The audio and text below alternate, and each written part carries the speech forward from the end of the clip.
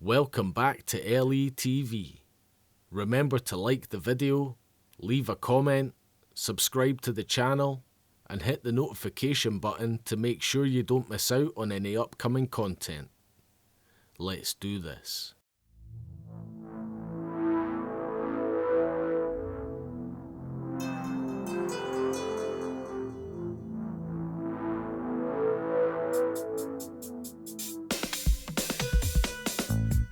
Right guys, welcome to the Soldier Life podcast. This is the first podcast on a sort of theme, and I'm going to be doing some more of these. And I'm here today with retired Army Warrant Officer Bruce Ewart. Aye. Cheers for coming on, man. Yeah, no problem. Yeah, good to be here. Yeah, been looking forward to doing this, and also on the new format too, chatting more about a sort of topic, which is literally your life in the Army as a soldier. 25 years, just over, 25 years. Yeah, as soon as I met you, I was like, oh, I've got to get this guy on the podcast. What, like, stories you'll have and experiences. And so, yeah, cool. I suppose, like, we could just sort of start off with, I think, really, for some people that might not know, what is an Army Warrant Officer? So, when you join the Army, obviously the Army's got a rank structure. And you can either join as a soldier, like I did, or you can join as an officer, who are the posh guys. But I joined as a soldier, and as a soldier you then climb through the ranks, and the highest sort of rank you can get as a soldier is a warrant officer. So it's the warrant basically means that you've been given a warrant to be an officer. So you wear like a crown, and the warrant's been given to you by the Queen, sort of thing. Cool. Yeah, it's basically just a high rank. Within the Army. As far as you can pretty much go as a soldier. Yeah, I mean, it could have went one more rank up. So there's two sort of classes as warrant officer, and I was at the second class, and you get first class as well. Cool. And so does that put you in charge of a group of men then, or something? Yeah, like I mean, throughout your career, you're going to be in charge of sort of various sizes of groups of men and women. Right enough. And warrant officers, when you get to that rank, you be what you call a company sergeant major, which is something people might be a bit more familiar with. Where you're kind of in charge of sort of discipline and standards within that unit, although not in direct command, because that's what the officers do, but you can command that side of life. You're kind of like a supervisor for the officers. Basically. You like the foreman, you make sure everyone runs sort of correctly, as it were. Cool. And that obviously took your whole career to get to that point. Yeah, I mean, I would probably say on average, you're not going to reach warrant officer between probably earliest maybe 16, 18 year point. And you're generally looking at a 24-year career, so it is just the last sort of years of your career. And when was it you sort of made that rank? 2018. So In fact, it was, as you're saying, literally 4 years ago, roughly. Yeah, roughly, Cool. So it was really the last 3.5 years of my career. Cool. But, Nice. I mind you chatting before, because obviously we know each other. And you'd said you were a sniper as well. You did sniper work and stuff. Yeah. Right? So within the Army, I joined infantry, and within the infantry there's sort of there's little sub trades you can kind of go into. And though I did a couple, I did sniping on and off my career for sort of 5 or 6 years. Cool. And the way the way it works, certainly in infantry, is everything works off sort of 2-year cycles. So when you go into a sort of role within that, you'll expect to do that for 2 years. So in the early part of my career, I've done 2-3 years sort of sniping, the sniper stuff, and then in the later part of my career went back and actually commanded a platoon of snipers. Cool. So that was it was good fun. Aye. I was impressed by that when you told me about that. I've always thought, people that aren't in the Army and know anything about it are always impressed at things about the Army. When you said you did sniper work, I thought that's so cool. It is a very it's a very niche kind of job within the Army, and it's also got that kind of mystique about it. which I'd probably say quite rightly so. It is only a very small number of people that get to do it, and it's a very high failure rate in the course. Yeah. When they do it, and even then, some people don't quite make as good a sniper as they maybe should do. Ah, yeah. So yeah, it's always it's always a pretty elitist group. Shall we Yeah, say. yeah. Cool. Now, obviously, over I think you had just said, you were 25 years in the army. Yeah, 25 years, 3 months, and 3 days. Yeah, crazy. Not that was counting. We're not far aged apart, me and you, and I remember when you told me that, I calculated it. So you not joined the army when you were like 17 or something? 16 and 9 months. Aye. Yeah. So, when you're now 43, yeah. Just the other week. So. God, the years will have flown by, though, eh? Yeah, I mean, it's funny. You tend not to think about it, but then suddenly it just happens, and you're like, oh well, it was. Yeah. I sort of remember my last day, sort of, saying goodbye to my friends and stuff, and getting on the sort of the ferry to go home, because I was home on Northern Ireland. It was just like, well, what happened there? Sort of thing. You know what I mean? It just flies in there. Quite sad to have left as well, or. Yeah, I mean, you definitely become institutionalized. Yeah. You become sort of, it's like I say, it's not just a job and it's a career and it's kind of lifestyle, but you're very much, it's its own system within itself. Mm-hmm. So your friends in the army, you begin to lose touch with people outside the army sometimes, and everything's about the army. So even in time off and stuff, generally people just chat.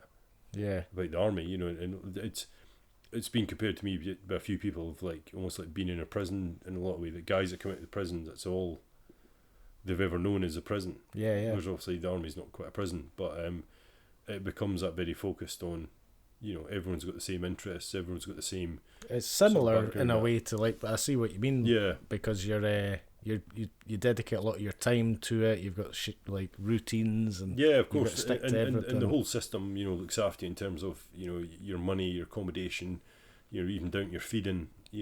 Everything is there. You don't have to worry about doing things like working out taxes, or you don't have to worry about your mortgage or anything like that. Although a lot of guys also get mortgages when they're army, but a lot of people don't as well. Because they're well taken care of, and then there's that sudden transition to getting out, and it's like you're out now. What do I do now?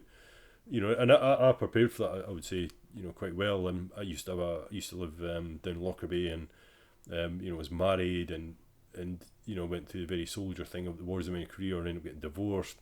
Then it was like, well, let's move back home type thing. But I'd kind of prepared for that in advance, and that's why I'm now sitting in this sort of nice flat in the Borders. They're all sorted out. Whereas for some, that's what I meant to actually say at the start too, that we're actually in our leading in the Scottish Borders too, for anyone interested where I am today.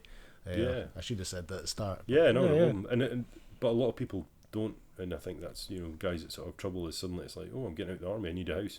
What do I do now, sort of thing, and it's. I'd say that's the comparable to sort of the prison thing, where you've gone from having your whole life supported to suddenly you're on your own. Yeah. And it is very like that. As soon as you...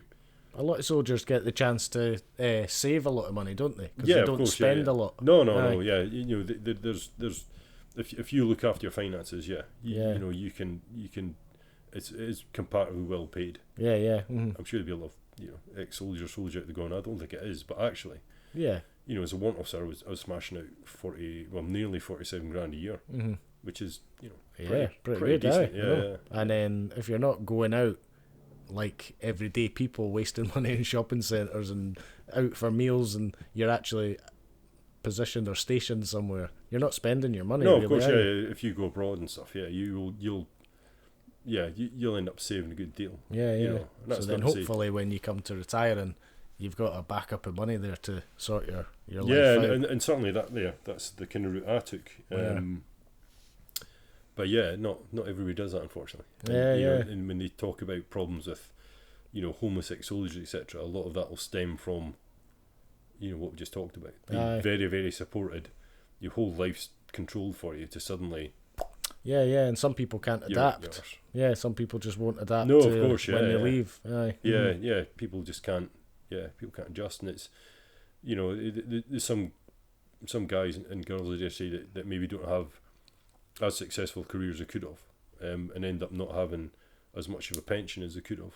Yeah. Because your pension's obviously based off of sort of time served and the money you made when you were in. Mm.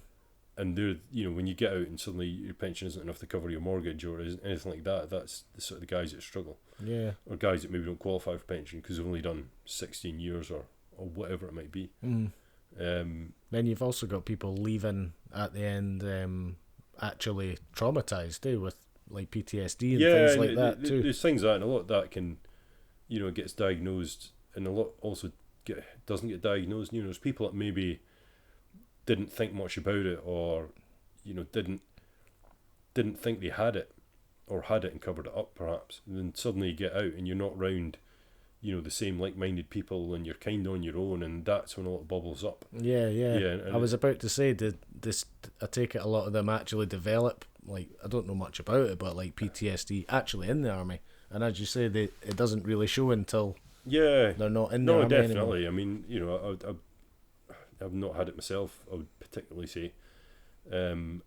I'm sure you've experienced things that have shocked you. Yeah, of course, yeah. No, I suppose probably lots of things. But yeah, I suppose the guys. Everyone's different, eh? Everyone's different. It's quite hard to pin down, but so some guys I know, you know, you wouldn't have given it a second thought, knowing them in the army, but then when you hear about them when they're on the outside, you know, they potentially killed themselves, or they've got a really bad place, or they're institutionalised, whatever. And I have friends that have, you know, that have been in all those situations. Yeah. And you're like, wow, I would never have guessed. But then I suppose it's, you never know. It's like it's a very personal thing. Yeah. I was thinking something else there, but that'll happen a lot during this. Yeah, it's crazy. And then some of those guys, you'll be surprised they struggled when they got out because they were so like strong in the army. They were a good soldier. Yeah, and you know, I know the army is really good with sort of mental health awareness and all that type of teaching. But you know, at the end of the day, people will bottle it up. Yeah. Because especially if you're a career soldier, you're not going to turn out your chain of command and go, you know, I'm struggling with this. Mm-hmm. You know, well, right, you're not going to the ranges tomorrow. You know what I mean? It's not a lot of people. It's going to hold you back too, and worry about holding your career back. And, of course. And not that it would go on a report as such, you know, in terms of reporting, but the people would know, and when people who make decisions on who goes where and who gets promoted and that type of thing would be like, actually, maybe we don't want that guy there because he might not be suitable anymore. Yeah. Whereas he could have been suitable. So a lot of guys will absolutely bottle it up because. You know, why would you compromise your career? Yeah. And then when there suddenly is no career. And there's even just the old school, especially more men, just hiding their feelings and, no, I'm fine. Yeah, of course. You know? And you know, it's funny, certainly when I was a young sort of soldier and recruit, it was you just didn't show your, you know, that was drummed into you. Like, especially when you were young, eh? And yeah. You know, things were different back then, of course, but I mean, it was very much, you never sort of showed your emotions, and you know, and it was just the culture. You know, people would, you know, and I'm sure many sort of soldier old and like, you maybe do something stupid or do something you weren't meant to that, and then end up getting a nickname off the back of it. All right, yeah. For instance, and if you pushed back on that nickname, people would just hammer you for it. Aye. People would just accept that nickname, if you know what I mean, and they would end up just being called the most stupid name under the sun, and just that's me sort of thing. Aye. And deep down, you're going, I fucking hate every time somebody says that to me. Yeah. You know, there's that very much, you know, it's deep personal things, but you always just buried it inside you, and that was the way it was when I joined up. Whereas now I don't think, it's not really the case at all. When you were saying about support, there's a lot more like mental health support nowadays.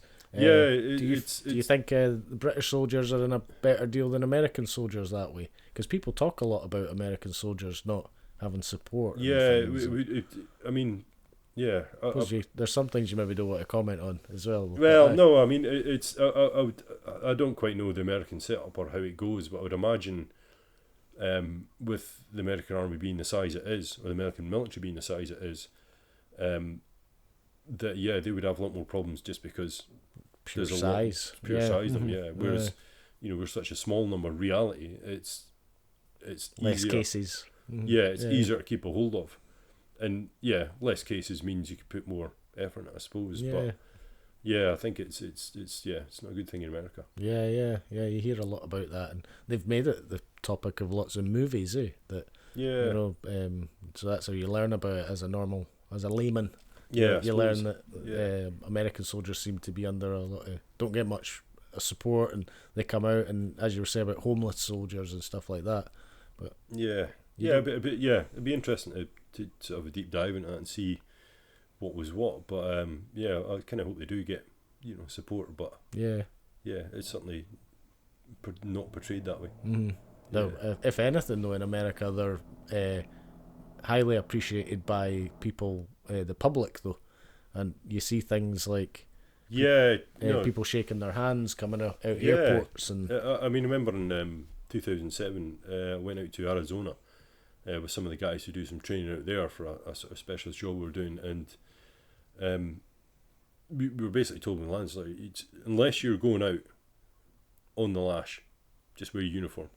So it's the only time you want to wear civvies is when you actually go out and have a beer.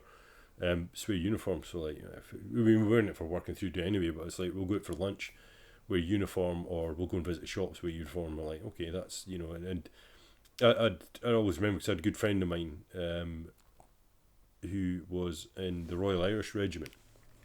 So he had on his very Royal Irish corbeen, they're called, like shapeless hats. So it's a big green kind of Irish looking hat with a big hackle. Yeah. And I had my tam o'shanter on, which is obviously a Scottish hat. Yeah. And we're on our desert combats and stuff, and we couldn't buy anything. If we walked into a shop, people would walk straight up to us and go, "Whatever you want, I'm buying it." All right, yeah. It was mad, and I'd just be like, "It's okay," sort of thing. No, this is absolutely, and that's kind of what it is for the American soldiers as well, or as my understanding anyway. Whereas you wouldn't do that back here. Mm-hmm. Sort of thing. Britain's not this anti-army or anything like that, or anti-military, but it's I think we're just a lot more subdued about it. Yeah, we're a bit like, I don't know what it is with Britain, where a lot of people spend a lot of time like hating the police and things like that, and in America, even with the police too, they're getting a lot of hassle these days, I suppose, with all this stuff going on. But generally, a lot of people appreciate the police too in America too. I notice over here, it's just quite a negative sort of thing, Yeah, it's a shame, really. It's because it's at the end of the day that they are trying to look after our best interests. I'm sure. And as I've got older, I think in my younger days, you always thought, oh no, the police, run away from the police, and they're always ruining your fun. But as you get older, I'm 40 now, and you realise the important work the police do is overweighs the silly things. Like, I'm sick of them pulling me over, or I'm sick of them asking me for ID for no reason. But by doing all these things, they are actually catching people. Yeah, of course. And it's like so when you're younger and you do stupid shit like ride a motorbike along the edge of a cliff or something like that, and they try and stop you. It's like, because actually they don't want you to fall off a cliff. Not just because they're being killjoys, but I'm sure there's a few bag eggs. Mm-hmm. But generally, Cool. I hate when we come to the end of a wee chat and I've got to come up with something else. So that's you now retired then, but you're still doing the TA, is that right? Well, the Army Reserves, So it just kind of keeps my hand in, and get to see like-minded people again and do some stuff and earn some extra cash. So you probably enjoy it too, because you're not actually in the army, but you're still staying a bit involved in the lifestyle. Of course, the lifestyle of it. Sometimes I feel a bit kind of, Grandpa Simpson-esque as I sit there and drink a brew and tell them, war stories that may or may not have happened. But it's a good thing to do. If anyone getting out of the army, with the military, I would seriously suggest looking at it. Because it is a good way to plug a gap in terms of cash, and it does keep your hand in to a certain extent, and like you say, you're back with kind of like-minded people. And that shock of change of lifestyle isn't so shocking because Yeah, you're you still could, involved in it. It's not like you've left it completely. Yeah, you could drip feed yourself off it effectively. There are a few people that have kind of done that, where they've only been in for a year and a half, 2 years in the reserves after getting out of the army, and then they're just like, you know what, I'm fine with this. Yeah. And then they're just off to, work in Amazon or whatever. If you didn't do the reserves, you'd find yourself out in the forests just acting out, just putting green paint on and running about. And I'm sure people do it. That's the worst bit. Yeah. Aye. So there's only another little sort of 5 minutes of the first part. We'll be having a wee break soon. Play some music from an unsigned band or something. Yeah.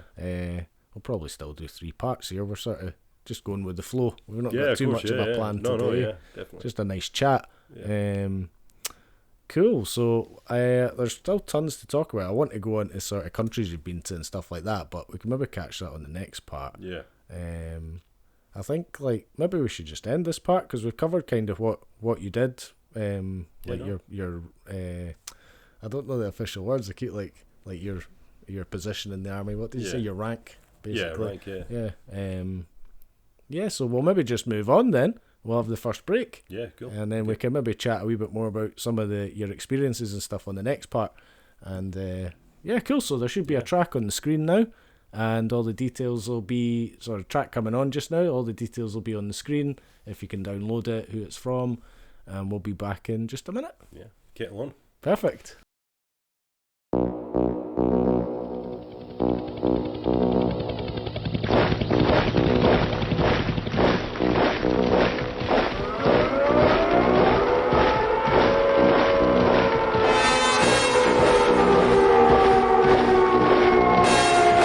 Captain Colonel, 5-star general, stand to attention cause my cipher's mental. Captain Colonel, 5-star general. I'm the Captain Colonel, 5-star general, stand to attention cause my cipher's mental. Captain Colonel, 5-star general.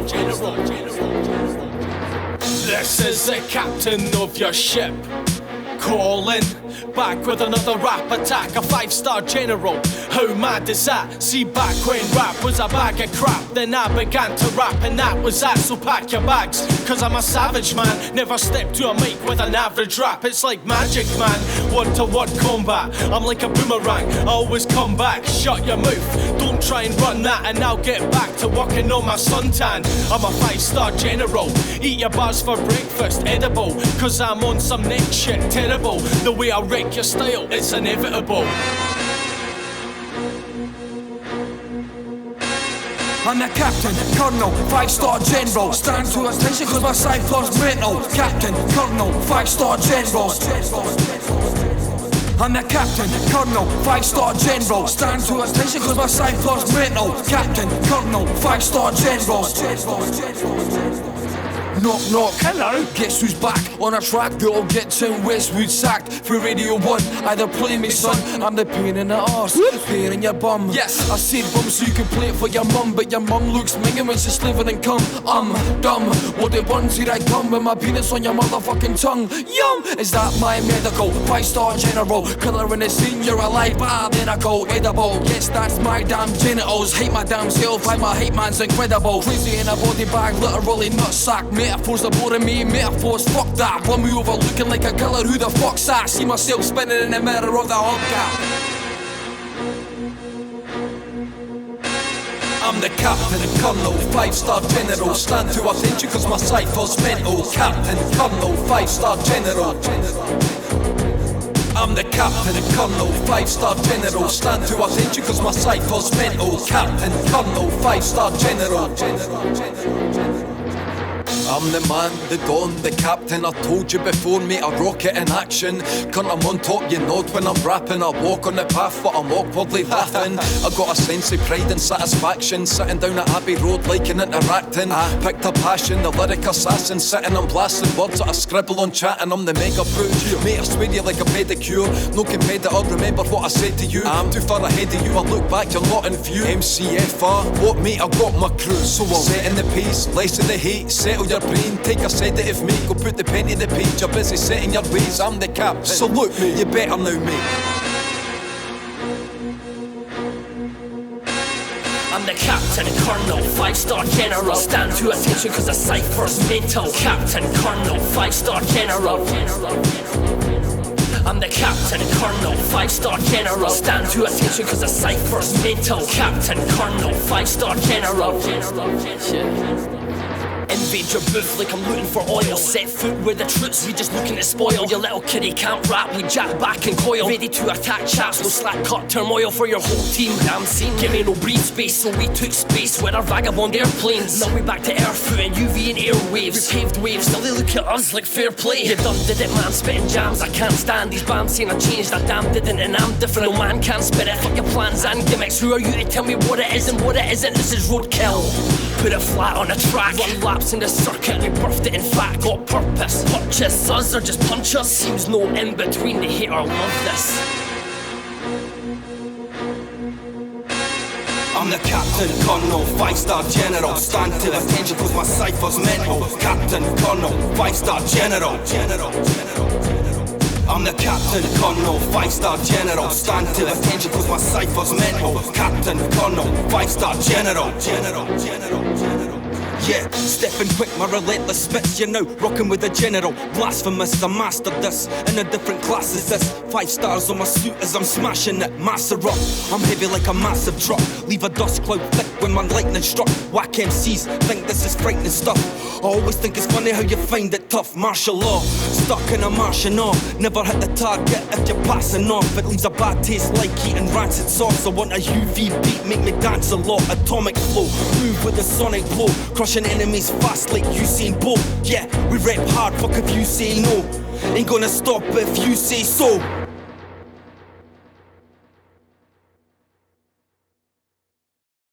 Right guys, so that's us back. Hope you enjoyed that track there. All details should have been on the screen if it's available, if you can download it, and the artist name or band, which will be decided during editing. So we're going to just bash on with the second part. On that first part we sort of covered a bit about yourself and your rank in the army and stuff, getting better at this now. So I thought maybe on the second part, maybe like you could tell a few sort of stories or memories and experiences when you were actually, say, stationed places. I'm still trying to use the right terminology. Yeah, base places or posted, yeah. Where you've been posted and stuff. Yeah, so, I mean, what's the most recent sort of place you've came back from just before retiring, say? So just before retiring, I was out in Belize, which is in Central America. It borders Mexico and Guatemala. Cool. And the Caribbean. So yeah, nice. It's in a pretty nice area. Yeah. But I was out there for 10 weeks, maybe 12 weeks in the jungles out there, helping some guys train, doing some live fire and stuff like that. So cool. Yeah, no, it was really good. Just training up like British. Yeah, British soldiers. Mm-hmm. Yeah, British soldiers. And you do it out there just because of the landscape, just for the surroundings. And yeah, of course. It gives you a bit of diversity because you can train in different environments. Aye. And also, you wouldn't know where the next conflict might pop up at, you know. Yeah. Say if, you know, this time last year, if you went, there's going to be a war in Ukraine, you probably went, yeah, whatever. Yeah. Or where the hell's Ukraine, you sort of thing. So, you know, you never know what's going to pop up. So you need to keep training in all the different environments. Aye. And Belize is sort of a jungle out there, sort of secondary jungle. So it's not like the sort of massive big high tree type stuff you'd expect in like a Vietnam film, for example. You know, it's sort of shorter, far more denser kind of jungle. Yeah, very hot, very wet, very noisy sort of environment to train in. So how's it noisy? Fucking parrots, monkeys. All right. You name it. There's animals out there. As soon as it goes dark, they all just start singing. It's mental. That's pretty cool. Mental. Yeah. And again, that adds that sort of aspect into it. And you know, and being in the jungle, training in the jungle, it's not like say the UK where you might be sitting on a hilltop and you can see for miles. You know, you're in the jungle, you might only be able to see 3 or 4 meters in front of you. Yeah. You know, and it's almost like a wall. It's like looking at like a green patterned wallpaper. Mm-hmm. You know, that's as far as you can see, and you're obviously just pushing through. And sort of training in that, and it just adds a completely different an image dynamic. of soldiers. I watched too many movies, I think. Yeah. Got an image of soldiers like hacking away, making their way through and hacking through the Yeah, stuff. well, you wouldn't hack through anything. No. No, you just sort of push through it. But that's kind of, you know, I think the Americans did kind of do that in a lot of films, and in reality in Vietnam, where it is too thick that you have to chop through it. But generally, wouldn't you just sort of push through the it. undergrowth? Yeah. Which make it tiring trying to travel Oh a god, yeah. distance. You're lucky if you maybe go, 4 or 5 kilometers in a day, Yeah. which isn't far at all. As you can probably appreciate, a couple of miles at the most. Yeah. And it absolutely drains you with the heat and the humidity and just the harshness environment. Things like insects, you then got bites, you got spiders that might bite you. Aye. Bigger things like snakes and that. There's hazards everywhere. You have to go through a lot of sort of vaccination injections when you go to all these countries and stuff. So generally, soldiers you're completely vaccinated for every country in the world at all times. Right. Generally, and again, depends what kind of job you do within the army. But certainly, the jobs I did, you were always 100% vaccinated all the time. Yeah. So they could say, right, you need to go, and it might only be a case of picking up like malaria tablets, for example. Yeah. If you were suddenly something kicked off and you were suddenly posted to go somewhere, Yeah, of course. you need to be ready. You Yeah, of can't course. and, Yeah. start getting vaccinations. No, and some vaccinations take, you might have one and then you might have to wait 6 weeks to get another one type thing. Yeah. So it's not just as simple as walking in and getting 10 injections in a day or whatever. So I never thought of that at all. So you're totally vaccinated against everything at all times, 100%, pretty much. It's handy. You don't have to worry about things too much. Yeah, and also, as you were saying, training out there, you couldn't just train in the hills of Scotland and then get sent to a war in a hot country, and you're and the heat's going to hit you too fast. Yeah, so it's a funny thing that because the weather in the UK is so variable, you're never really climatised. Aye. So you're not used to the heat. It's a hot day and it's like, God, this is really hot. Then suddenly be a cold day, even like today, like this is a bit chilly, sort of thing. So it's always up and down. Yeah. So like in the UK, we're generally not acclimatised to anything. So if you then go to somewhere as extreme heat or extreme cold, your body's going to suffer for the first couple of weeks before it balances itself out. But because in a lot of these places the weather is always the same, your body gets used to it, and suddenly you can take the heat. Yeah. Or you can take the cold. You become acclimatised to it, and you're fine. But it takes a couple of weeks. Aye. At least, yeah. And the bonus that you get to go and hang out near the Caribbean and stuff. Yeah, of course, yeah. go for a swim or go to a beach bar or whatever, yeah, all the time. You find when you're in these places, then you get a lot of your own time, Yeah, downtime. Yeah, generally you'll get a bit of downtime, depending where you are. Sometimes it's like enforced fun type stuff where everyone has to go to a certain place and do a certain thing. And other times you go places and it'll just be like, right, just make sure you're back here in 3 days' time. Right, yeah. Sort of thing, yeah. And as long as you tell them where you're going, what you're doing, there's a bit of safety net there who can actually come and find you if something goes wrong. Then yeah, off you go. Cool. Yeah. So yeah, there's plenty of stories behind that. You enjoyed it, Belize. Yeah. I do say of all the places I've been, that's probably my favourite. Yeah. Yeah. Like that's gonna be some of those places. Like if we was going to live abroad, that's the type of place I'd like to go and live. Just a wee sort of hut on the beach somewhere and get a good dog and off you go type thing. And you were saying about like parrots and monkeys, and was there many times you actually crossed like a monkey? Or... Oh god, yeah, all the time. Yeah. I mean, most in all kind of environments, most animals will generally shy away, unless you're in an area where people are all the time and they get used to you. But if you're pushing through trees or whatever, you'll walk into something sooner or later. Yeah. I had it years ago. I was in Malawi doing my sergeant's course. Where's that? That is in Africa. Cool. Next to Zimbabwe, I believe, if my geography is correct. And yeah, we'd went in and everyone was in what we call a harbour area, which is like a big tented accommodation place. So you go in and you put up your shelters or you dig your holes and you sit in them, and you feed yourself, you sleep, you look after your feet, whatever it be. And yeah, like a reasonably young lion wandered into the middle.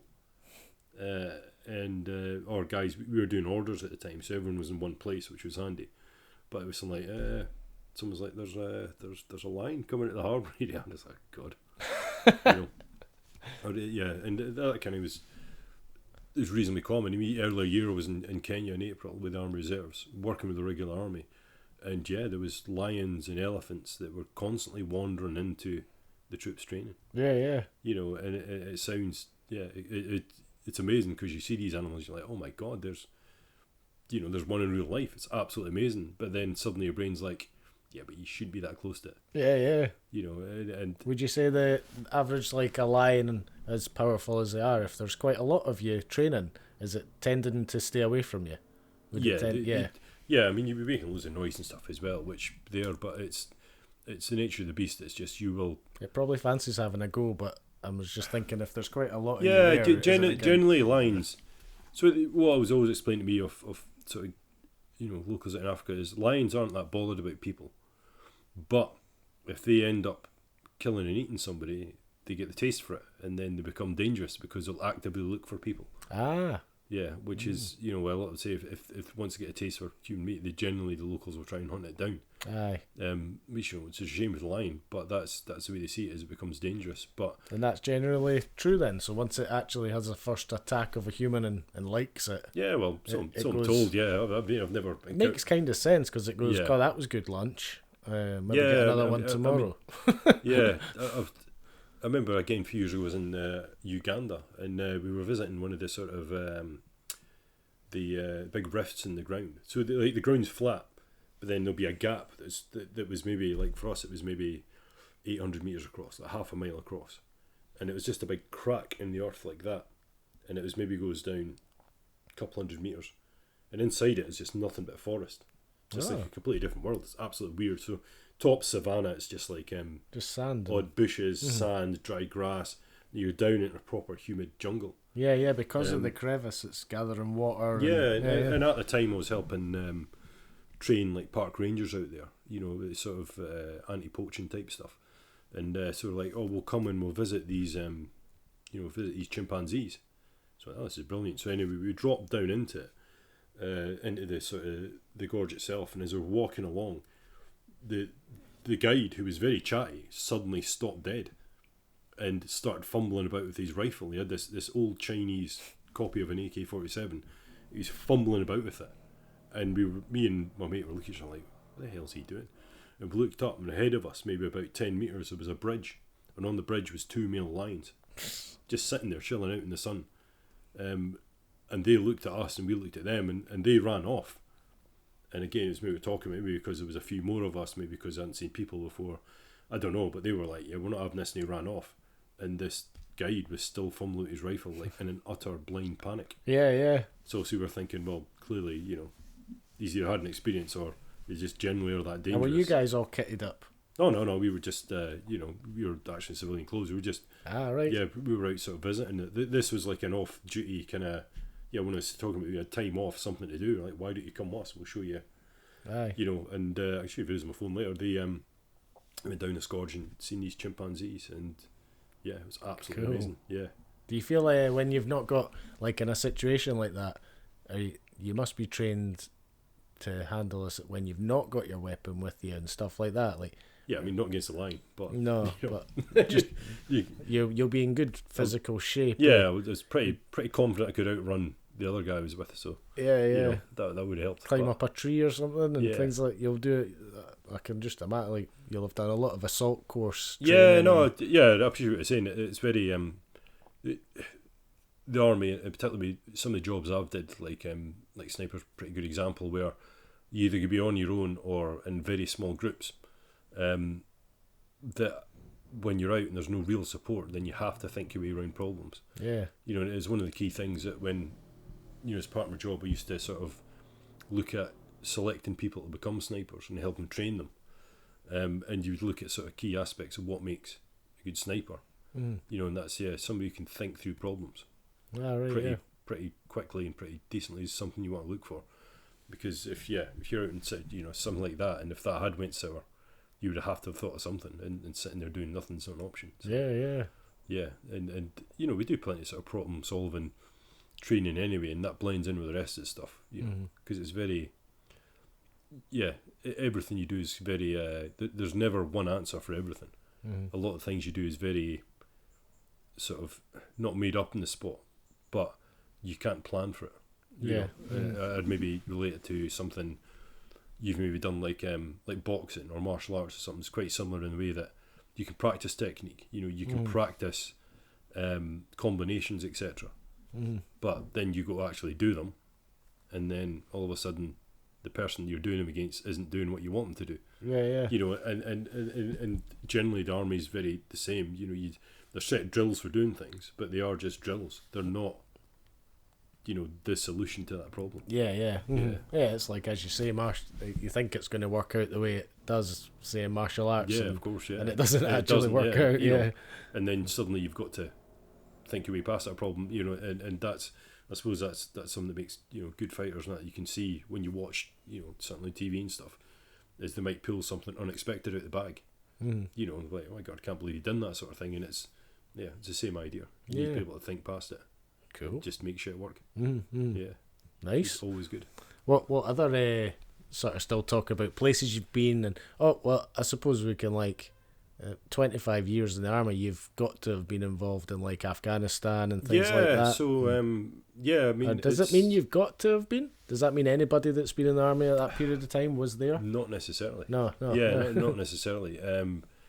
You know, there's people that might have had certain jobs that never required them to do it. You know, and there's people that just maybe were at, you know, right place, right time, or wrong place, wrong time. To me, you look at it, that they maybe when their unit had went to Afghanistan, for example, they were posted to a training establishment, or they were posted to like a sort of staff job or something where it's they not weren't in combat. They were they were doing something else. So it's it does happen. People I've seen it before, and then there's also some people that just don't particularly want to go, so put themselves in that situation where no, that definitely wasn't the case. Apply for a different position and knowing that it should time in right, that then I'll not have to go to. Of course. But that certainly wasn't the case for me. I mean, were you quite keen to go to?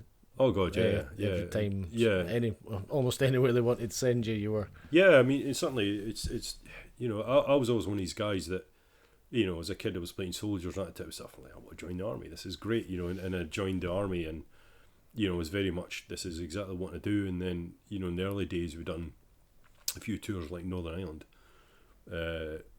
and I was very young at the time. I was only 18, and that was quite an open experience. But it was, you know, it was a very different situation from what lay ahead of us. Yeah, that we could never have sort of imagined. Then 2003 came around. And I was on my corporal's course, and it was like, Iraq's kicked off, and everyone's like, wow, you know. And then just after the war had officially ended, that's when I went out there on sort of the second telic operation that happened, and we were flung into this, you know, this war zone that was just, it was mad. It was something like almost off of Mad Max. Where there was no real fighting, as in big units against big units or anything. All that had been done, cities had been captured, etc. But you were going into vulnerable sort of places. Yeah, you were vulnerable, and all the, you know, things like infrastructure had gone, services had gone. So, you know, things like water, electricity, and stuff were not working as they should have been. There was no government. There was no police, you know, local police. There was as you say, it was like a no man's land. Yeah, no, it's like total Mad Max style. Almost little gangs running streets and things. Yeah, definitely. And it was certainly highlighted at the time, and you know, I believe that was one of the biggest mistakes we made, is when they went in, although they didn't particularly plan in detail what was going to happen, they got rid of like the police, they got rid of all that, and I think the idea was like nobody would affiliate with anyone, you know, we started training new people up, etc. But you know, and it's how can you can't just pull, you know, a police force out of nowhere. You know, or a military out of nowhere. It's got to have a structure, it's got to have seniority, it's got to have, you know, people in command, you know, and people that do sort of the lower jobs, and everyone's got to know their place. And you can't just say, right, you six, let's go, which is kind of what it did. And we started recruiting, it was like, who's ex-Iraqi army, you know, so these guys that people had been fighting a couple of months before, we were now working with and trying to help train to become the guys who were looking after the place. Aye. Which really, they could have just kept them in place. And then a lot of people talk of a lot of local people, for instance, but there's also, I'm going to say, the other point, which I think is actually more true. A lot of folk will claim that maybe the locals there will resent having you there, but I think it's more a case of they're happy that you're there because you're there helping them, aren't you? Yeah, it could be a bit of a mixed bag, I suppose, and it depends. Depends where you are, the situation. Yeah, certainly. You know, I remember, again, back to Iraq, you know, in those very early days, and it was a couple of Iraqi guys I'd worked with me that spoke really good English were like, you know, the British Army, you can't leave, you need to stay. When you leave, you know, this place will fall to bits. Aye. And I suppose it was a bit of a foreshadowing, if you look what kind of happened and where it is now. But then maybe it was judged a bit hard because you wouldn't expect things to happen overnight, and I think people kind of do, don't they? It's like, oh, let's solve this. Obviously it's going to take 20, 30 years or whatever to flatten out. But yeah, you get mixed bag, and a lot of people like things were fine the way it was type thing, and you came and ruined it. Afghanistan's maybe a slightly different bag in regards to that, I always think, because we had... Well, those other people, they're sort of living in a oppressed society, but they've got electricity and water and the shops are open and things are... Yeah, there is that, and I think we tend to look at it through our lens, you know, of this is how it works, you should have this, like the government should have this, that and next, you know, and everything should work in a certain way, whereas they don't see it like that. Yeah. You know, and whether it's right or wrong, you know, I would hate to guess, but you know, I think they when you try and impose your way of doing things on them, they may not understand. They'll be like, well, why? You know? Yeah. And Afghan is probably a pretty good example of that. You know, and we were out there, and it was, you would go in the locals, and they would be indifferent to you, and actually they'd be indifferent to the Taliban. Ah, right, yeah. You know, they would neither be happy or sad you were there, but you know, and I remember like one local saying to me, also the translator, and he was very much like, says, what's the difference between you and the Taliban? We don't want either of you here, you know, sort of thing. But well, if we get rid of them, then what we can do is help you set up your government. Yeah. But what's the difference? Aye. So look at that turned out in the end. And you know, yeah, it's always a difficult one. Like, how do you judge what the locals are going to do? And ultimately they're the guys that'll decide the outcome, I would say. Yeah. Certainly on a sort of smaller scale. That's the thing that scares me. Like, it's quite a scary idea that you could be over there helping a country, and any random member of society could arm themselves up and try and attack you at any point. Yeah, and it happens all the time. Yeah. It literally happens all the time. There was... You can just be... You hear stories, like you're just on convoy going somewhere. You see it in movies, and then suddenly gunfire just kicks off and there's some random guys. And then all they need to do is, you know, dump their weapons and go and stand in the crowd again. What are you going to do? Yeah, you know, you never... It's always, you know, the whole counterinsurgency thing's is a mess. No matter what way you look at it, it's difficult. I remember saying to you when I first met you that that's amazing, Like, I was amazed, I was like, 25 years in the army, that's amazing. And also to do 25 years, be all these places and be okay. You know, like... It's a hell of a lot of people, you know... I'm not going to say luck involved, but it's like just I don't know. Is it luck? Well, it's probably more people... You know, there's far more people not injured than there is injured or killed. They talked about something like 100,000 soldiers rotated through Afghan between sort of 2006 and 2014, you know, in the combat operation sort of era. You know, and what, 450 odd casualties? Yeah. You know, killed out of how many did you say? 450 odd or something like that. Out of how many did you know? In total, probably about 100,000 people. And like 400 people. Casualties. And that's not to that's something not to belittle or anything. No. Mm-hmm. But you know, in terms of number wise, it's population of people that have been there and came home safely. Like I don't particularly feel lucky or anything like that. You know, I haven't done it and not been injured. Yeah. You know, or had any sort of mental health problems or anything like that. There probably is more common than we think. But there's plenty of people have done it. If you know what I mean, they went through that cycle and came out the other side. It's just the unfortunate ones that didn't. Mm-hmm. I'm sure you've like got friends and stuff, stories of things that have happened to friends or people you've known. And you know, I know plenty of people that have been sort of injured or you know, a few people getting killed and stuff, and it's never easy. Yeah, you know, yeah. I remember being in Wales, you know, years ago. We were doing some training. I was in Wales, and I went into a petrol station. I bought like a can of Coke and a bar of chocolate because, you know, I wanted some sugar. And there's a little TV in the corner playing, and it flashed up an image of a friend of mine who was in the guards and had been killed out in Afghan. You know, and you think that was like, wow, poor, you know, poor him sort of thing. It comes home to you. Yeah, definitely. Is that the word? Probably, yeah. And strangely, hits home. Yeah, strangely to me, probably, yeah, more than actually being out there and seeing people. Yeah, injured yeah. and stuff. Yeah, it's weird, but yeah, it kind of happens. But at the time, you know, if you're out there at the time, guys are generally quite professional, and it's seen of like, you know, the guys get injured or worse. It's very much, let's just get this job done, get them patched up, get them back, and then we'll worry about it later. Yeah. You know, and yeah, certainly, well, it was in 2006. When one of the guys got killed, he wasn't in my platoon; he was a different platoon. But their platoon was back out in patrol within hours. Yeah, you know, it was very much right. You got to focus on the job, I suppose. Yeah, of course. Get them Mm-hmm. straight back out there, type thing. And it's at the time you don't think about it, and then it's only really when you get back. I think that's when it hits people the most. Yeah. Yeah, you know, and you see, and even then, I suppose it's to me it was always accepted. All right, this could happen, and there was other things we've seen that, you know, particularly civilian stuff's quite upsetting. You know, there's one day I remember that there was like this old guy, and it's hard to tell in Afghan, either his granddaughter or his daughter, probably his daughter, walked up the front gate, and the daughter was holding her guts in her hands because they'd been blown out by a bit of shrapnel off a grenade or something like that. And he's just, you know, very Afghan, walked alongside her to say, it's only a cut, get on with it.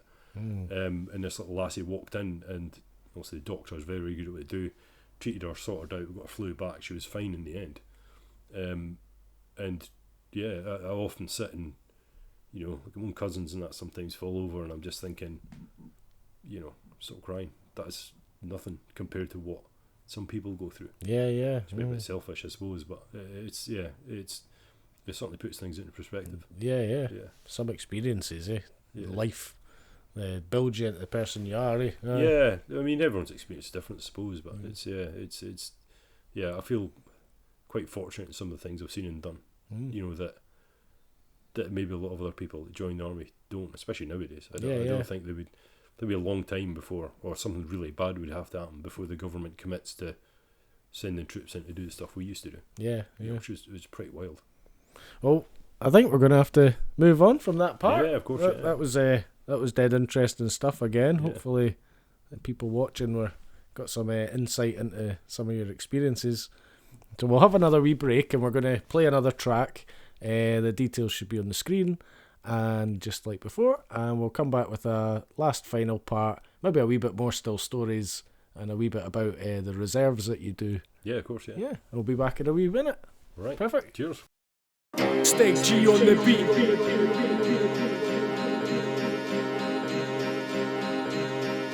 Stones the Riddler on the mic.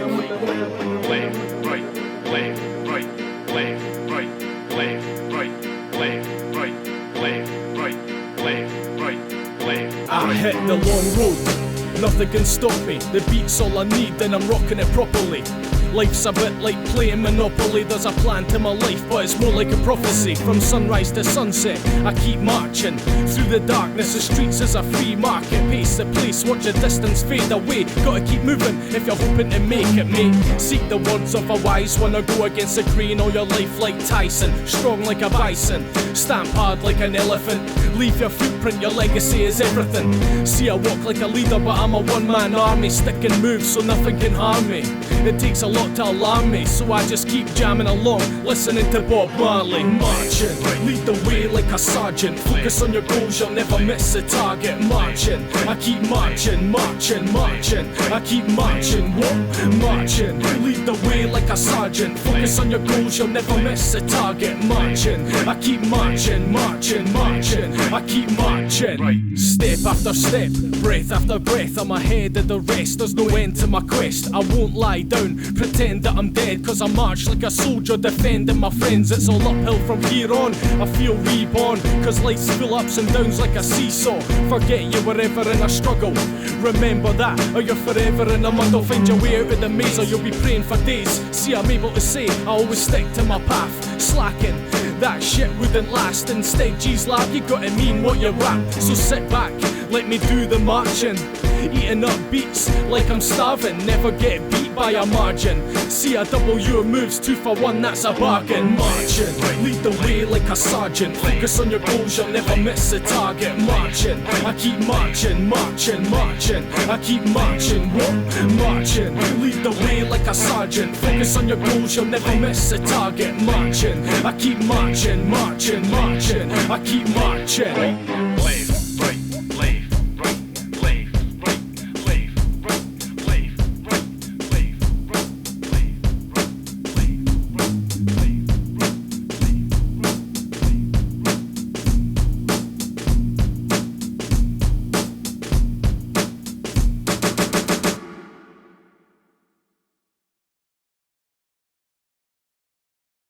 Right guys, so that's us back. Hope you enjoyed that track there from whatever band was chosen or artist. The details should have all been on the screen if you can download it and where it's available and stuff.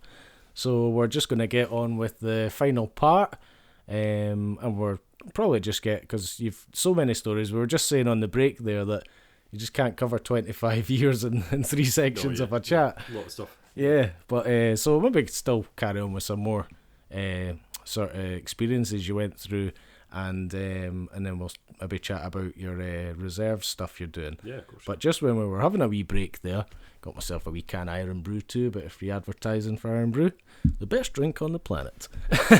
And sugar-free Iron Brew, of course. There you go, options for both. And I like that, the ex-soldiers on the sugar-free still looking after himself. Yep. I'll still try and keep fit. Yeah. And I'm here with the full fat.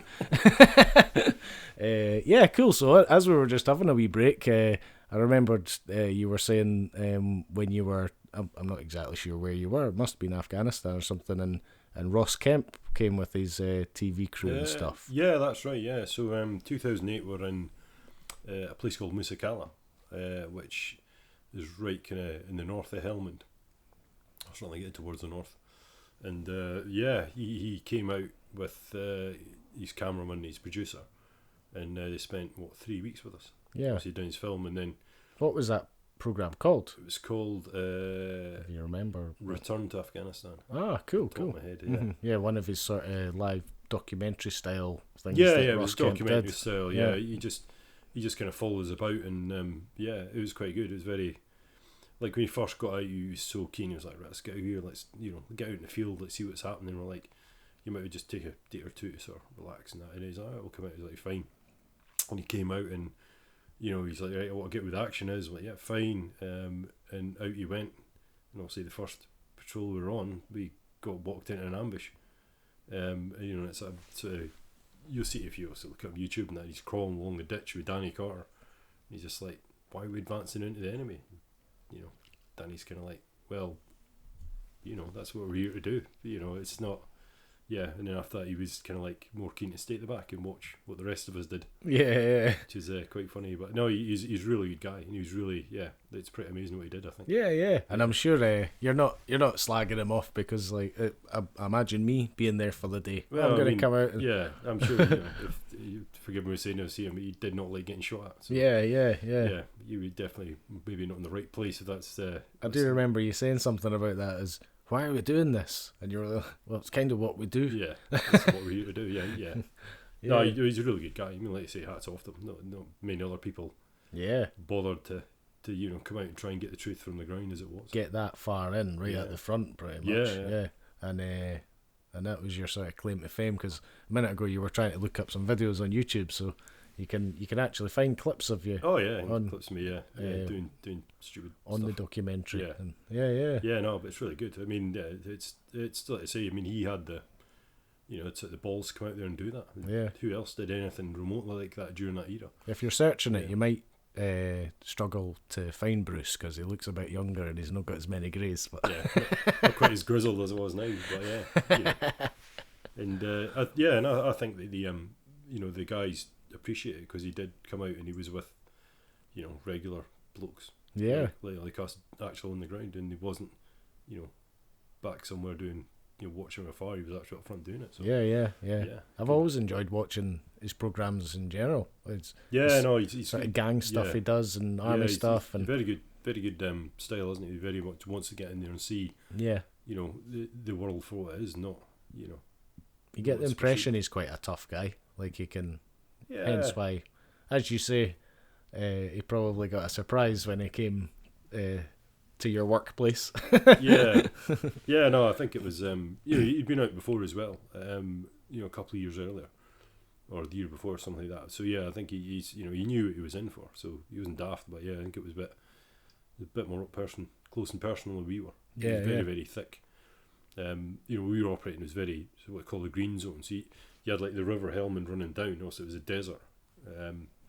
But round the river, you had the green zones. You had all the trees, all maize crops, and sort of trees that were maybe, about 20 foot high. Not massive, but not particularly small. So it was very, very close, and that was very much.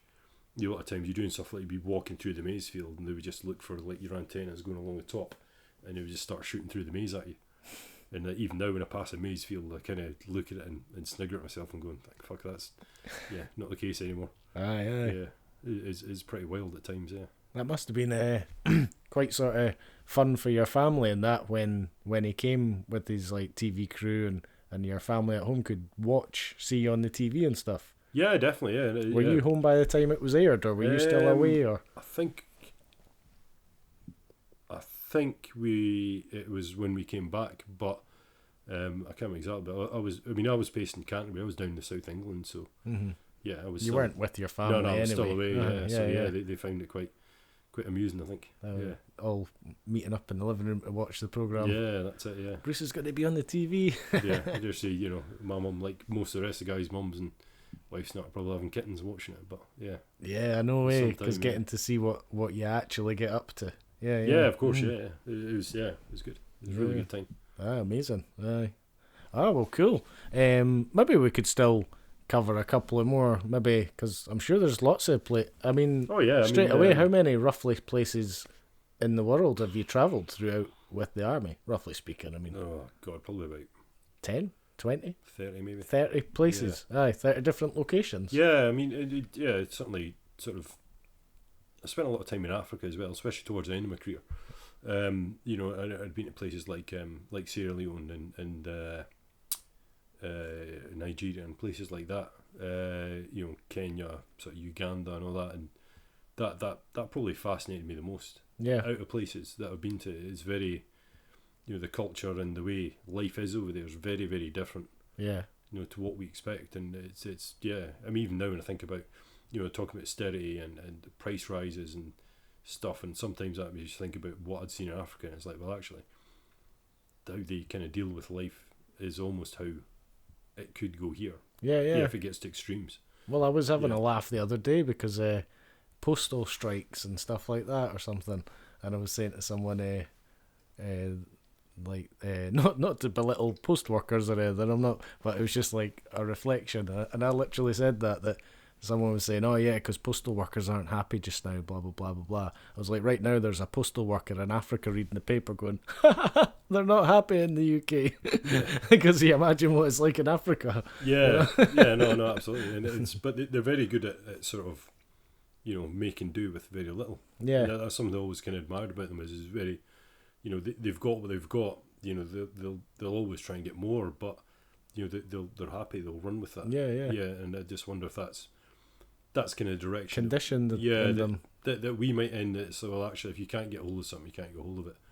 We'll just kind of make do. And when you've been spoilt for things, when you live in a country like this and you're given the best of everything, as soon as you don't get that, then you're up in arms because you're not getting that anymore. Yeah. So it's anything like. No, yeah, absolutely, and it's very.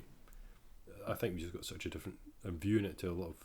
We are spoiled effectively. Yeah. Mm-hmm. And I appreciate a lot of people do struggle. Throughout the world, and it's you do kind of wonder what you're going. But I very much that's something I loved about Africa was just the people and the way life is. It's very, I'll say simpler, but I don't mean that in a sort of derogatory sense. I don't mean like they're simpler people or anything. But they're just the pace of life and the fact that, you know, that it's, you've got what you've got and that, you know, get on with it. Yeah. Sort of thing. Obviously it's not all roses down there, but it's just fascinating. I think if you know, if you've only really been in the Western world all your life and you've not seen other parts of the world, you know, where it is poverty effectively everywhere. You would struggle to appreciate that. You know, I'm quite interested, just with you being in Africa and stuff and places around the world, and I'm quite interested in like Egypt and all the old things all around the world, old temples and artifacts and stuff. Did you ever come across any strange things when you were gotta check that old temple or? Yeah, well, I mean, you know, you talk about places like we're talking about like Belize earlier on. You know, there's a lot of old like Mayan temples and stuff. That were found in the jungle, and they've since cleared them. And yeah, I've been to like Egypt and stuff, and visited all the pyramids and that. And cool.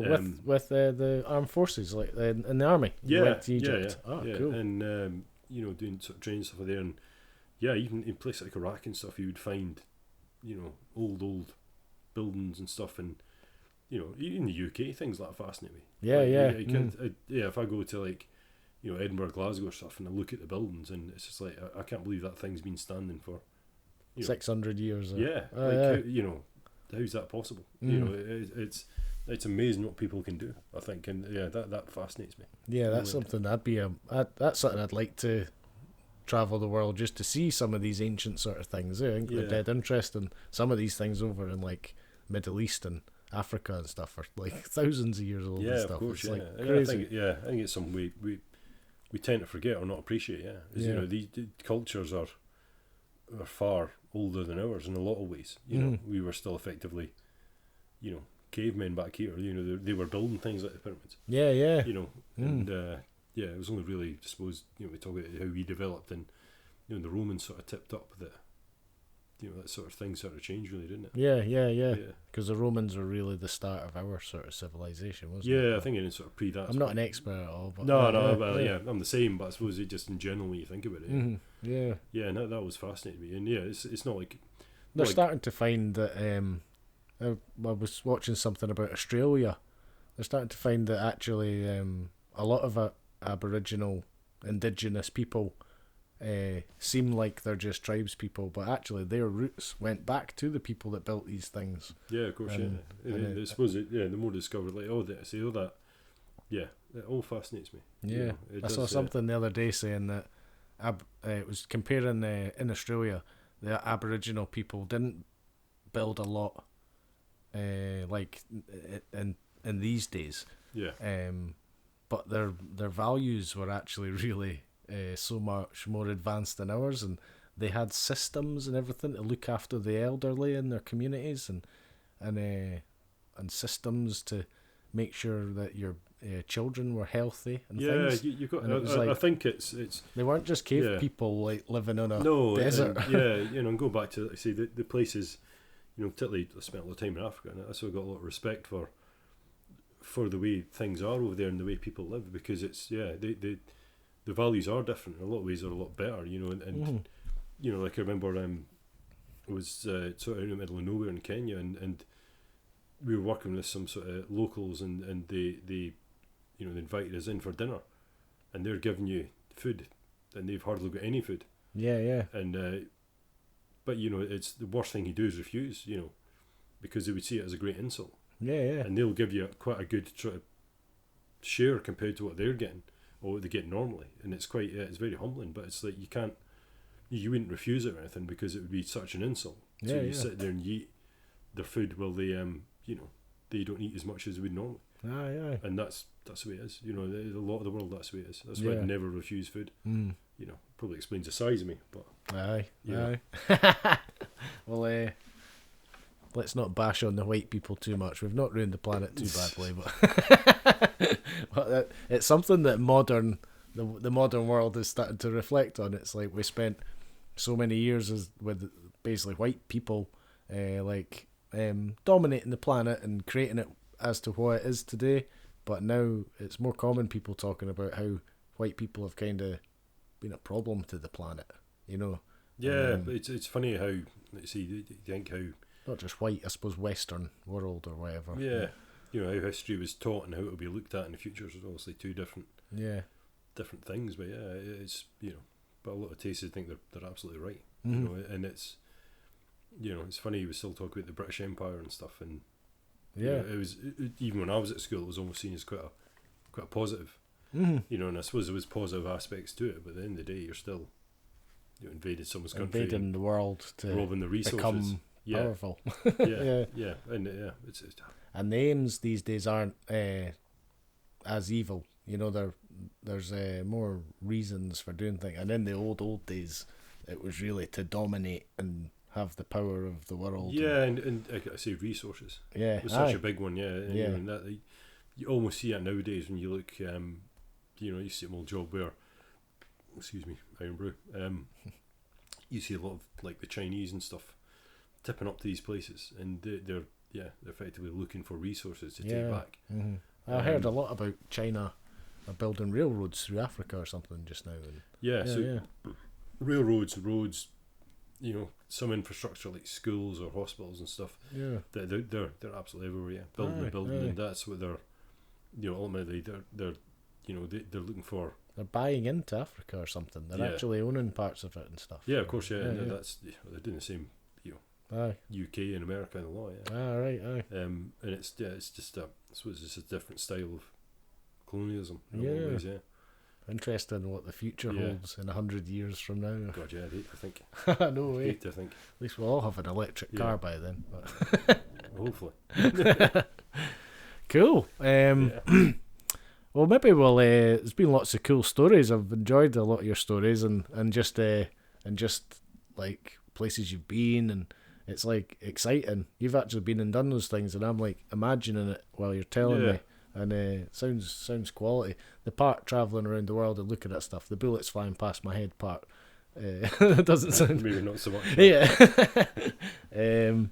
But yeah, no, you're a really nice guy, Bruce. You're quite open to talk about it. I wasn't sure how happy you'd be to speak about things, because I bet each soldier's different. Some won't want to talk too much about things, and I think you would get that, and that's what, let's say, everyone's. And I was aware that I didn't want to push you too and ask you too many specific questions. You know, it's widely regarded, and I would agree with it that you know, speaking about anything that's on your mind's, you know, very good. For you, you know, it's you know, like you say, back at the beginning, like when I joined, I was like, you know, and not just the army, I suppose the whole culture in general is just, bottle that shit up. You know, that's your problem, deal with it. And it's not to say that there isn't a time when, you know, it's, you know, the old saying, man up, you know, there's always going to be a place for that, I think. You know, there's times where you just have to I know. Get on with shit. But there's a lot of people saying you can't be saying man up anymore, but I agree with you that it doesn't, people take it in the wrong context. They think it's sort of like a male dominated sort of thing, man up, be a man. It basically just means, like, well, if you're a soldier in the middle of a war, man up, like, face what's coming. Not the term itself, but what it means. There's definitely, you know, there's definitely an aspect of, you know, sometimes you just need to get on with stuff and then deal with it later. You know, but generally, you know, I think man up almost just means be strong. You know, it just means like you're gonna have to be strong here to get through this. You know, you're gonna have to man up. Yeah, of course. Yeah, I think it's you know, that's what people get, and it's definitely changed sort of years. Like I say, from back in the day, it was just completely ignore it. Whereas now it's I think that absolutely everyone should talk about the problems. I think it's good. Yeah. Definitely a good thing. There's lots of things changing in the world with political correctness and all sorts, but one of the good things I totally think is that men are chatting more about their feelings and problems and. Yeah, absolutely should be. Yeah. And it is like such a silly thing that men spent so long like just I'm absolutely fine. No problem for me. I can handle everything. And then go and drink a bottle of whiskey. Yeah. No, absolutely. And it's generally what people should do in life, I think. Yeah. Well, maybe just a last wee bit. I was thinking about your Army Reserves work you're doing, what you actually Yeah, of do course. there. And then I thought maybe you could, well, maybe we can hit that last. What would you say to, like, because I've been thinking about this for the end of it. Yeah. What would you say to, like, somebody in your shoes when you were younger, thinking they wanted to join the army or any sort of armed forces? What advice what would you say if they said, like, I'm not sure if I want to, I really fancy it, I'm a bit like... Well, I would say definitely get as much information as you can, and the information's out there, and have a sort of good think about it. I mean, like throughout the career, I used to train recruits. A couple of times with careers I went away and I trained recruits and worked with recruits, and literally day one, you'd have them all lined up and you'd be like, does everyone want to be here? Yeah. Why did you join the army? Oh, I just, want to be a soldier, or this is something I really want to do, or, some people are like, well, I can't get another job or something like that. And sometimes they turn out to be loving it, and the guys that stay in, and some guys, that want to be soldiers all life suddenly find out, actually, this isn't for me. Yeah. And we get out, and it's quite a strange mix. But during that training, some of these recruits will literally come to you and say, look, I've been thinking and I want to back out. Yeah, and you can do that. It's not, again, it's very sort of old-fashioned view of the army, I think, in total, where you get people who are like, that's, that once you join, that's you. You're off, go to a recruiting office, you're in the back of your truck, off you go, never seen again. Whereas, you've got your options when you join, you've got so many weeks before you can hand your notice and walk straight out, because the army's not going to invest in you. And even if you've been in for, I've heard stories like, even if you've got to do 5 years or you've got to do to a point, and then you get an option to leave again, don't you? Yeah, of course, yeah. So, you don't just join up in that shoes type and thing. even if you wanted to get out before that time came, there is ways to go around things. Yeah, there's It's not as simple, but no, there's good legal ways, and there's also quick, not so legal ways to get out of the army. I mean, when I joined the army, you simply being homosexual would get you kicked out of the army. All right, aye. So God. That's crazy, yeah. Yeah, it's crazy to think now how backwards that was. That was only 2000 that changed. Yeah, but people would literally walk into their commanding officer's office and go, "Yeah, I'm getting funny thoughts when I see the guys in the shower," and that would be it. Like, pack your bags, you're out of here. God, that's crazy. Yeah, aye. And again, I've seen people that will deliberately go out and take drugs and get caught to get kicked out of the army, which is a quick way of doing it, but it's certainly not an advisable way of doing it. You're surely gonna be punished. Yeah, There's I gonna mean, be it's you're gonna. It's not just, well, you go home then. Well, yeah, you better probably quick, but you would have to, explain to future employers why you were suddenly kicked out of the army. Yeah. Not that the army would put on drugs and big words or anything like that, but yeah, it would be pretty apparent. Yeah. And they're illegal anyway, so you shouldn't, take it. And I'm quite anti-drugs, but that's because I've seen it at source. Yeah. And I've seen the pipeline and the lives it destroys. Aye. I think that's what people forget. Oh, totally. I mean, it's just crazy, Like, drugs are, you can get all into that subject as well. Drugs feed crime, and like they need the money to get the drugs. They do the crime to get. It's not just some white packet you buy off some guy somewhere. It's where that's came from. Where the drugs came from, the mad country it came from, the way the people were treated in that country to make the drug. People trafficking, murders, torture, all that type of stuff. Yeah. That feeds into that, and that's why I'm so anti it. It's not just that, it's illegal, you shouldn't do it. It's immoral, you shouldn't do it. That's the way I look at it. Yeah. But I'm sure that's getting slightly off topic. But it's good. Well, I suppose we can pretty much finish up. It was just what are you actually doing just now in your reserves? Yeah, so army reserves, when we leave the regular army, I thought, I'll join the army reserves, and I'm doing that now. But you can join the army reserves if you've, without a military background, you can join and get trained up and stuff. And really, the army reserves in the UK is just, one training night a week, and then one weekend a month where you go and train. Although your initial training is a bit more busier than that, but once you're sort of trained, then that's the sort of rhythm as you go in, and then every year they should have like a 2-week sort of annual training deployment, like an annual camp type thing, where you'll do a more concentrated form of training. On top of that, there's other courses you can do, other opportunities come up. We've had a load of guys who are now attached to the regular army that are going away to train for 3 or 4 months overseas. Oh, cool. And then they'll come back, and then they'll say they're going to be at quite a high level of training. And yeah, it's good. It's a good, it's good sort of source of income for me. It's a good stopgap. It's a good way of sort of easing myself out the army. But generally for the guys in it's a very good social club. You're meeting like-minded individuals, and you're participating in stuff that everyone enjoys doing. Do you get like, I don't know, not in a big-headed way, but do you get like a fair bit of sort of respect from other people at the reserves from what you've done? Yeah, I dare say in your career. I do feel like the old Grandpa Simpson at times. Yeah. I'm just telling them stories, and they must be like, God. Some of the younger ones be like, that's old way again. Yeah, but no, it's good, and I like to think that I can pass on my knowledge as well. I talked earlier off camera about how shooting's one of the things that I enjoy, and one of the things that I would say I'm reasonably good at, and obviously I haven't done it on operations. When I was taught shooting, I tried to relate it to real life, which is different from, it's something, if you haven't got that experience of doing it in real life, that thought that flashes through your head when suddenly there's some guy 10 metres in front of you that you've now got to shoot. If you don't shoot him, he's going to shoot you. Yeah. The functions that your brain's going to sort of deal with that, and and I used to teach about the parts of your brain and how different parts think differently, and what part of your brain goes straight to survival mode, and how you train through that. And that's the type of thing I like to push in. Yeah, because you, as again, just a person that's not been in that sort of life, you think, God, it must be crazy actually shooting people, and but as you say, I can imagine it's boiling down to he's going to shoot me.